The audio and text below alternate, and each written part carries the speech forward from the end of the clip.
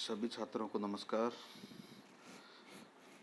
आज हम पढ़ेंगे मैक्स वेबर में पढ़ेंगे उसका प्रभुत्व यानी सत्ता के प्रकार, जिसमें करिश्माई, परंपरागत एवं कानूनी प्रकार बताए हैं।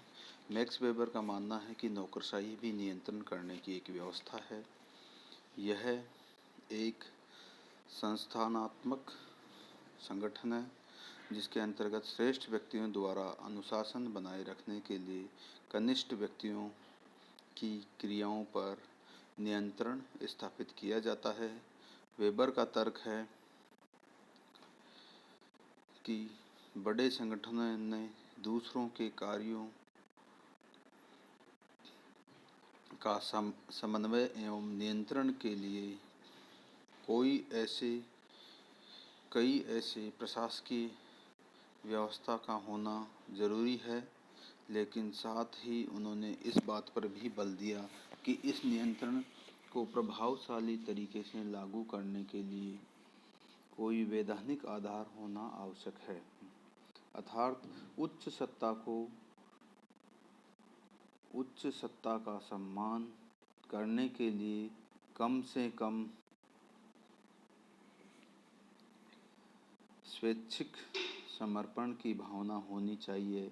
इसी तर्क के रूप में वेबर ने वैधानिकता के आधार पर तीन अर्थों में स्पष्ट किया है। उदाहरण स्वरूप, यह परंपरा से अथवा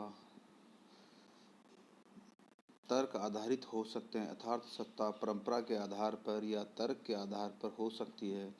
इसी तरह से जिस आधार पर सत्ता होगी, संगठन की संरचना का स्वरूप भी वैसा ही होगा। वेबर के शब्दों में हम यह कह सकते हैं कि जिस प्रकार की वैधानिकता होगी, उसी के अनुरूप प्रशासकीय तंत्र विकसित होगा तथा उसी के अनुरूप कर्तव्य परायणता एवं सत्ता का स्वरूप पाया जाएगा। इसलिए यदि नौकरशाही को समझना है तो यह समझना आवश्यक है कि किस प्रकार की वैधानिकता द्वारा प्रशासन तंत्र आधारित है, किस प्रकार की वैधानिकता पर प्रशासन तंत्र आधारित है।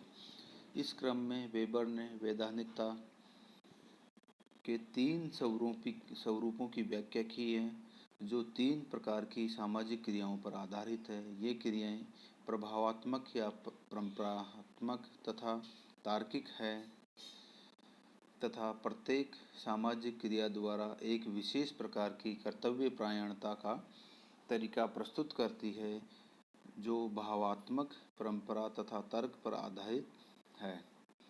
यह 3 तरह की वैधानिक नियंत्रण है।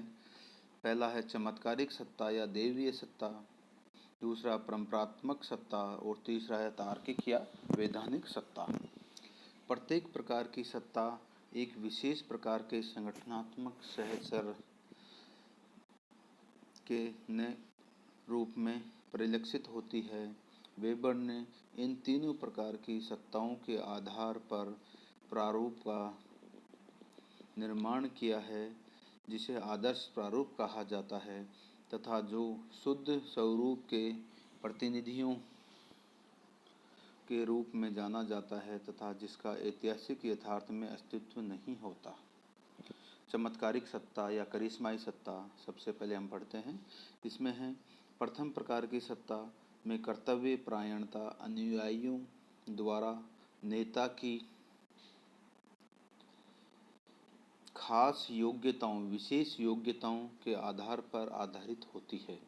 यह योग्यताएं अधोप्राकृतिक, अधोमानवीय रूप में जानी जाती है। चमत्कारिक नेता अपने प्रत्यक्ष भावनात्मक उद्भाषणों या उद्घोषणाओं के द्वारा अपने अनुयायियों पर तथा उनकी समर्पणता तथा वफादारी को नियंत्रित करता है, जैसे Christ, Mohammad Shah, Napoleon, Fidel Castro, Mahatma Gandhi आदि के वे चमत्कारिक नेता थे जिन्होंने अपने चमत्कारिक प्रतिभा के कारण हजारों लाखों अनुयायियों के बल पर उन पर नियंत्रण किया। इस प्रकार के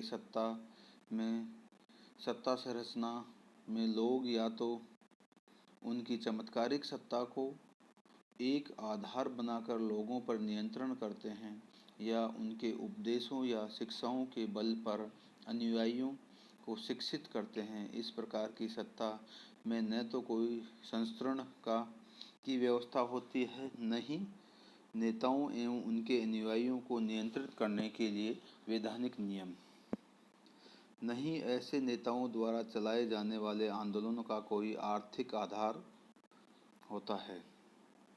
इसके सदस्य या अनुयायी अनुदानों अथवा दान दाताओं पर निर्भर करते हैं। इस प्रकार की सत्ता में चमत्कारिक नेता की मृत्यु पर इनके द्वारा चलाए जाने वाले आंदोलनों को नियमित रूप से चलाने के लिए या तो परंपरात्मक या वैधानिक सत्ता के ऊपर निर्भर रहना पड़ता है। इस प्रकार से वेबर का मानना है कि लंबी अवधि में चमत्कारिक सत्ता अंततः या तो परंपरात्मक सत्ता का स्वरूप ग्रहण कर लेती है या तार्किक वैधानिक सत्ता का। इस प्रकार से हमने देखा कि चमत्कारिक सत्ता व्यक्ति के गुणों या उसके चमत्कारिक नेतृत्व पर आधारित होती है, और जब वो नेता नहीं रहता है तो वो या तो परंपरागत सत्ता पर स्वरूप ग्रहण कर लेती है या तार्किक वैधानिक सत्ता का रूप ग्रहण कर लेती है। दूसरी आती है परंपरात्मक सत्ता या परंपरागत सत्ता। इस प्रकार की प्रथाओं या परंपराओं पर आधारित विश्वासों पर आधारित होती है। इस प्रकार की सत्ताधारी अपनी परंपरात्मक परिस्थिति, जो कि उन्हें उत्तराधिकार के रूप में मिली है, के आधार पर लोगों पर नियंत्रण करती है। लोगों की कर्तव्यपरायणता उनकी वफादारी एवं उत्तरदायित्व के द्वारा नेतृत्व होती है। यूरोप में जागीरदारी व्यवस्था अथवा राजस्थान में जागीरदारी व्यवस्था इसी प्रकार की सत्ता के उदाहरण रहे हैं। राजा एवं दरबारी उत्तराधिकार में मिले अपने परंपरात्मक परिस्थिति के आधार पर सत्ता का उपयोग या उपभोग करते हैं। इस प्रकार के संगठनात्मक संरचना, जो कि परंपरात्मक सत्ता पर आधारित होती है, दो तरह के स्वरूपों में देखने को मिलती है। एक पहला है ऐसा स्वरूप जिसके अंतर्गत सत्ताधारी के रिश्तेदार, उसके अनुयायियों व से लेकर नौकर चाकर या उनके जो कर्मचारी हैं, जिनके जीवन यापन का आधार परंपरात्मक सत्ता में शाही परिवार होता है, वह स्वरूप। दूसरा स्वरूप है वह स्वरूप जिसके अंतर्गत ऐसे जागीरदार होते हैं जो सत्ता संभालते वक्त यह शपथ लेते हैं, यह प्रॉमिस करते हैं कि वे इस भूमि एवं जनों के नेता हैं और इसलिए वे अपने कर्तव्य का निर्वाह करेंगे।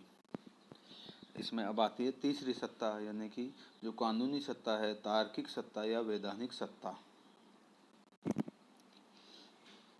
इसके अंतर्गत मैक्स वेबर कहते हैं कि इसके अंतर्गत एक अलग प्रकार की संगठनात्मक संरचना होती है, जिसमें सत्ता का आधार न तो चमत्कारी नेता के व्यक्तिगत गुण होते हैं और न ही राजा अथवा जागीरदार की परंपरात्मक परिस्थिति, बल्कि ऐसी सत्ता का आधार अवैयक्तिक नियम होते हैं।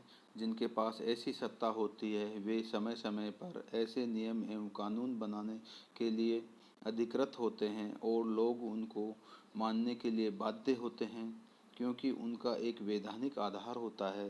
जैसे एक जज, एक कर अधिकारी या एक मिलिट्री कमांडर का आदेश इसलिए माना जाता है कि उनके पास तार्किक वैधानिक सत्ता होती है। यह नियम इसलिए तार्किक कहलाते हैं क्योंकि इनका निर्माण जानबूझकर संस्थागत साधनों के द्वारा सांस्कृतिक लक्ष्यों को प्राप्त करने के लिए किया जाता है। वेबर के द्वारा बताए गए सत्ता के इन तीनों प्रकार के प्रारूपों को ही नौकरशाही तंत्र के आदर्श प्रारूप की अवधारणा के रूप में जाना जाता है। उनका तर्क है कि आधुनिक औद्योगिक समाजों में नौकरशाही का रूप इसी आदर्श प्रारूप के रूप में विकसित होता जा रहा है। इस प्रकार से हमने देखा कि वेबर ने करिश्माई, परंपरागत एवं कानूनी सत्ता के 3 प्रकार बताए हैं और इसी के आधार पर उन्होंने नौकरशाही के आदर्श प्रारूप को विकसित किया है, जिसके बारे में हम नेक्स्ट क्लास में पढ़ेंगे। आज के लिए इतना ही। Thank you.